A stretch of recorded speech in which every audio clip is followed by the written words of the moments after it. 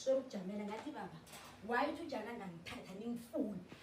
wena-ke ma namhlanje kuneqala elinye ngibani umtshela ngeke ngikhohlwa utshela abantu basho uthe ngingwadla ngibuya uma bekathi umfake emtshade ngathi ma umfake ujana emtshade utshela abantu ukuthi angangithathi namangakhe into leyo ukhulumile basho uthi ngingwadla ngibuya uma waphuphuma wajani jama ngilalela ma uma wathi nakaphuphuma athi jani uyomtshada ngisho jani athi angifuni ngojani ujani akayomtshadi ngoba uma ufuna umphekelele emtshadi ele ma into ejani iphinda kaningi angakalali kuvala inkolo ngiphumuleni akuvula inkolo basho uthi ngingwadla uma ufuna la ngalotsholwa khona umkhombe uma ufuna umdidakho utshela ujani umukabo amhlawule nangilalela mfo angifuni ukufakelela inabofakazi ngayo bathatha bangagcwala indlu ngabakhalima bomama ngakhenekelela ungena into kajani angekho ngingekho nanginenkinga badala abantu abo ngenani ujani ngoyoqabanisha bekhaya mina nebekhaya umntwana lo akafihli ufike ngemali akaguli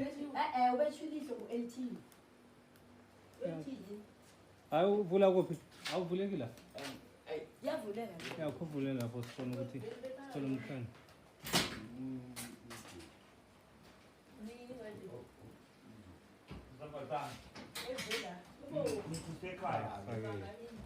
ayivuleke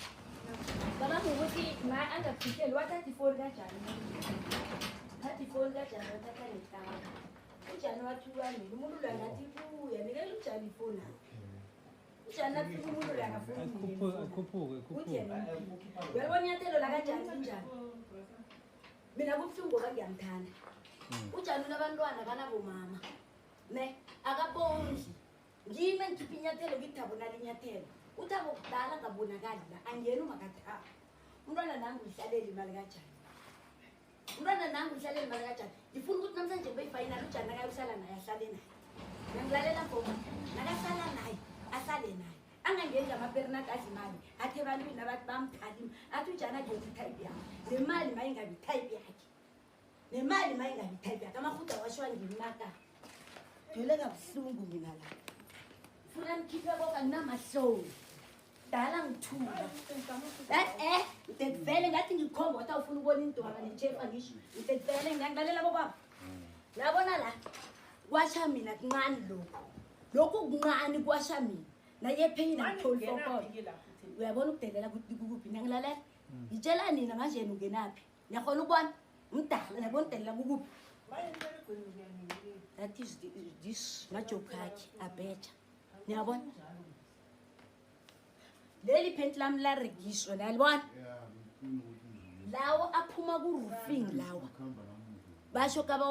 basho wabeka inyanga ngicela ubatshela ukuthi ujani uthini bothi nginamanga uthi amaphenti lawo abophani ukuthi ngingamlahli wabopha enyangeni and vela ngimlahli bawanifunda amaphepha lawo kaninikelako nakubhala ujani bawanifunda amaphepha lawo mfo iphepha wande ungayidabuli ufundele abomama abaphezulu bebanande bathi bayangikhipha kanye endlini le bawufundele phezulu ujani akakulobola umakoti akhe athatha inkomo wakuhamba nami mara langimumbi bathi ngabhindla umendo ujani ukhuluma kuhle ukuthi uneli loyo ngequde kuyo wabhindla la uneli ngequde ubaba lo ufaka iporiyana uyokulala noneli etoilet nama ngeke ngikhona icala ibhalele umkakhe ngithi let mina ngiyifighter angeke ngiyivume umkakhe naye bekavela afuna ukuhamba ngeke ngivume mina for 32 yeminyaka ngeke ngivume qabanga Sena 32 mhlaba. yeah ngana batshela mina bengifuna ngithathe identically ngikhipha ya ngifuna ngithathe ngoba ngiyamthanda ngimdala futhi yokuthoma omunye umuntu ene ngimfundile ujani ukuthi ufuna ini ke wathatha mdala ukulungisa hlanzi lo yami akunandaba ukuthi wathatha ujani utshele ikhona ayokhala aqede lapha akunandaba wachata like wathatha isinto mara baba sayina phasi namkhana kune marriage certificate isobe kusazi ukusayina yalibona iphepheli lali ujani wathi for ukungiphatha kwakhe kabuhlungu wayokutshela ibandla bamrecorda ukuthi ngale date le uyangithatha ubaba lo wakhe basho wathi awumthatha ngimfuna nombono bathena bafika ngibatshela hleli la Baba lo wathi mina ngasho kani ujamephi. Asho kujani wathi kani ujamephi. Ne? Bamthatha labathu emabulolo njenga namhlanje bathi esikolweni bamfuna ngisho. Ngabatshela ngathi anginamali. Mphekeleleni angilalela mfo. Mari into ebuhlungu ujani akunamuva akunaphambili ukhona ukutshela abantu ukuthi uvalelwa ngini. Ngiba ungitshela makhe nganijamile. Umntwana endloni yambulala noma nifihlela. Umntwana eni uyangithanda uphani ifavor. Umntwana eni uyangithanda uphani ifavor ulalela nina ngoba nina aningifuni. Angithandani nawe angithandani nobaba. Angibathuka ngilalela mfo bengingekho ebuthembeni. Ene lo mntwana enimqalile loyo udla imali uthengela iboyfriend yakhe ngemali kanjani umntwana lo bakamthombeni amfake mina imazela phi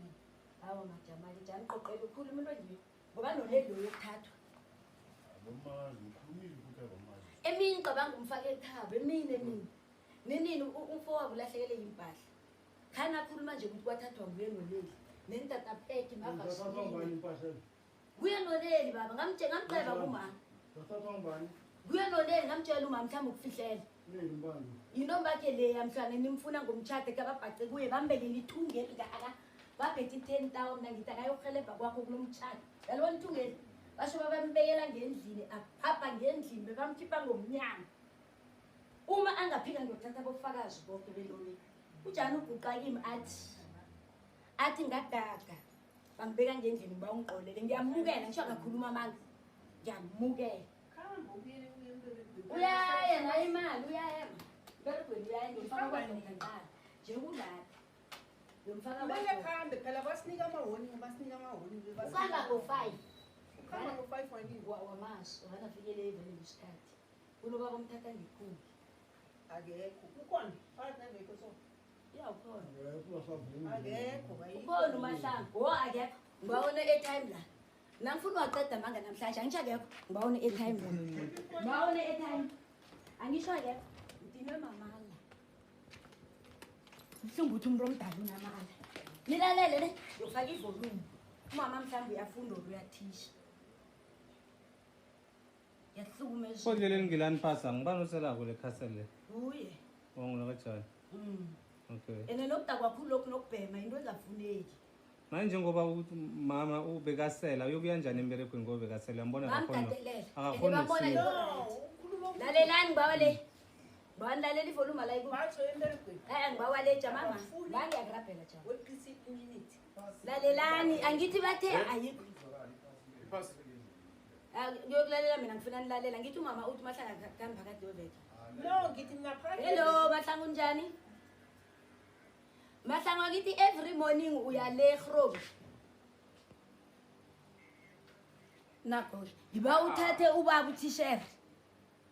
mfoma ngakabereki mina kodwa vani ngangibophi ngoba manga awabereki ena umntwana nomuntu kwathi umthanda kathanda nawe nami ngibelethila ngengikhethela umntwana nami babulala umntwana abo bajaja mina kushuthi ngimumbi furiyena ngiba batshele ufike nomuthi yanamhlanje iphi basho ukuthi uma ngineli ukuthi angichithe vele wawuthela ufuna nedileyo uphathi bekazikhulumela kune-record akukho right ujani ngathela imi-altarini ujani ulayela mntwana uneli ukuthi angichithe ekhaya nginenyanga ngiyifuni angiberege nyanga naye ngilalelela ujani okuthatha umuthi ulayela mntwana basho angichithe and angikholwa ukuthi chitha kuphela ngisho ngofundela umuthi ukurhashe ngani ukhohlakelekanangani wamntwana loyo ukhohlakelekanangani ngibona kamntombezana kokhabo-brenda akekho ulangamuhle manje namhlanje ungibona ngifuna into le angithi udlala ngonjani ningilalele lobaba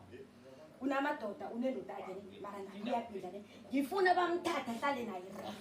makangamphindleli kube nepi ngapha niyangithola mara ne makangamphindleli kube nepi amphike ebantwini athi akuyona ithayipakhe ngibawa bamthatha ahlale naye ras ngoba mina ujani ngimthanda ras yokuphuma lapho kutemera ngidlali ngojani ngibuya kude nojani noma kunanani angibuya kude ngojani